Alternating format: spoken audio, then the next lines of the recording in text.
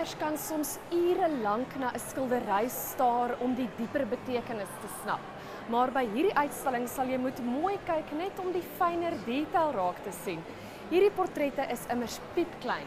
Die raam mag nie groter as 17 by 17 cm wees nie. Maar is dit kuns?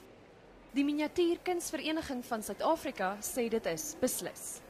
The judges expect a lot of detail, so that's why we have magnifying glasses around, and if you look through the magnifying glasses you will see the most amazing detail, and that's the main difference. We're not like the Impressionists. We wish we were, some of us, but we like detail. The first thing that people say when they come into our exhibitions, whether it's in London or Moscow or wherever, where is the South African work? Because it's different. They don't know whether it's the light or the technique or the subjects that the artists use, but it certainly stands out. Die uitstalling is gratis vir besoekers en duur tot Sondag in die Hyde Park sentrum. Daniela van Heerden, Unies, Johannesburg.